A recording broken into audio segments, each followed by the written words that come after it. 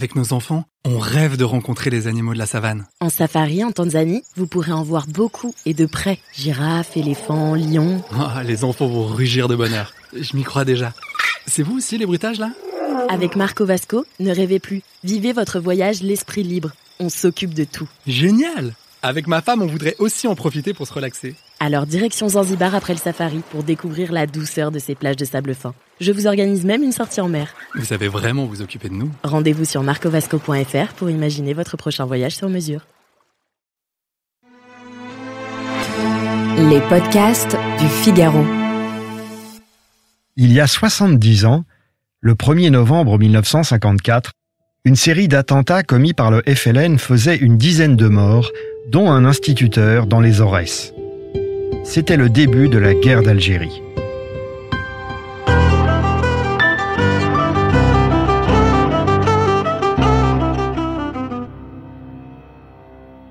Cela reste sans doute le sujet d'histoire le plus délicat à traiter, parce qu'il est complexe, passionnel, qu'il touche à l'histoire familiale de beaucoup de personnes, et aussi parce qu'il est l'objet d'une exploitation politique de la part du régime algérien. Essayons de décrire les faits essentiels qui déterminent le drame de la guerre d'Algérie. En Tunisie et au Maroc, il y a eu des combats entre insurgés nationalistes et autorités françaises. Mais en 1955, ces deux pays obtiennent l'autonomie et l'année suivante, l'indépendance. Pourquoi la situation a-t-elle été très différente en Algérie ? D'abord parce que, dès 1848, la République française a décidé que l'Algérie ferait partie intégrante de la France. Au plan juridique, ce n'était pas une colonie. Ce n'était pas non plus un protectorat, comme le serait la Tunisie puis le Maroc.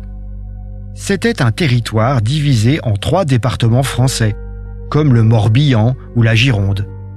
Aujourd'hui, ça paraît un irréalisme complet, une fiction, mais c'était l'état d'esprit de l'époque. Or, depuis la Révolution française, dans la culture politique républicaine, la République est indivisible. Et selon cette culture politique, des mesures d'exception sont justifiées pour réprimer toute tentative de sécession. À l'école, à l'époque, on apprend aux enfants que la Révolution française a été obligée de réprimer l'insurrection des Vendéens en 1793. Et souvent, on dit franchement que le Comité de salut public a eu raison de le faire. On comprend mieux, avec ce rappel, la déclaration martiale du président du Conseil, Pierre Mendès France, après les premiers attentats du FLN. Le 12 novembre 1954, à l'Assemblée nationale, Pierre Mendès France déclare « Il n'y aura aucun ménagement contre la sédition, aucun compromis avec elle. Chacun, ici et là-bas, doit le savoir. » Le chef du gouvernement ajoute « Il n'y a pas de sécession concevable. » Après Mendès France, lors de la même séance à l'Assemblée nationale, le ministre de l'Intérieur prend la parole. Il est compétent pour maintenir l'ordre public en Algérie, puisque ce sont censés être des départements français. Le nom de ce ministre de l'Intérieur ? François Mitterrand. Il est sur la même ligne que Mendès France et déclare « Il y a dans l'histoire de la République assez d'exemples, de grands exemples, vers lesquels notre volonté doit se reporter dans les moments difficiles. L'Algérie, c'est la France. » Le ministre de l'Intérieur ajoute, en s'adressant aux députés, « Et qui d'entre vous, mesdames, messieurs, hésiterait à employer tous les moyens pour préserver la France ?» Attention, Mendès France et Mitterrand ne se contentent pas d'annoncer la répression des attentats. Ils reconnaissent à mi-mot qu'il y a de grandes injustices en Algérie. Ils promettent un vaste plan de développement économique et social pour la population musulmane. Mais ils n'en démordent pas. La République est une et indivisible.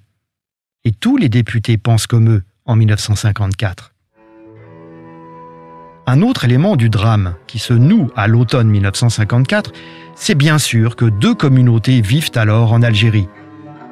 Les Maghrébins, ils sont plus de 8 millions en forte expansion démographique, et les Français d'Algérie, environ 1 million. La plupart de ces Français d'Algérie viennent d'Europe. De France, bien sûr, mais plus souvent encore d'Italie, d'Espagne, de Malte. Ils se sont installés par vagues d'immigration successives en Algérie depuis le début de la conquête du territoire par la France en 1830. Leurs conditions sociales sont très variées.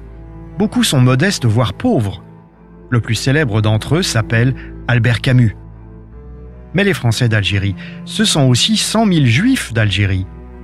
Eux, ils ne sont pas venus d'Europe. Ils vivent en Algérie depuis des siècles, voire des millénaires. Les Juifs d'Algérie sont citoyens français depuis le décret Crémieux de 1870. Crémieux était membre du gouvernement provisoire de la République française cette année-là. Autre élément, en 1954, on ne parle pas de pieds noirs pour désigner les Français d'Algérie. Le terme n'apparaîtra que plus tard. Ces Français nés en Algérie considèrent ce pays comme le leur. Ils ont été mobilisés en masse en 1943 dans les rangs de l'armée française pour libérer la métropole. Face à eux, il y a les patriotes algériens, opposition très variée. Des modérés qui avaient défendu l'idée d'une fédération franco-algérienne, comme Ferhat Abbas, député de Sétif à l'Assemblée nationale en 1945 et qu'on n'a pas écouté. Des nationalistes regroupés depuis longtemps autour d'un leader charismatique et très prestigieux, Messali Hadj. Des radicaux qui fondent le FLN en 1954. Et la grande masse de la population musulmane qui va se retrouver entre deux feux. Tout est en place pour la montée aux extrêmes à l'automne 1954. L'Algérie, ça ne sera pas comme le Maroc ou la Tunisie. C'est une véritable guerre qui commence.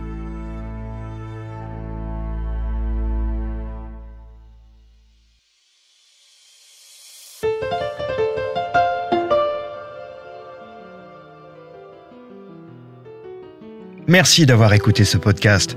Je suis Guillaume Perrault, rédacteur en chef au Figaro. Vous pouvez retrouver le Moment Histoire sur Figaro Radio, le site du Figaro et toutes les plateformes d'écoute. À bientôt.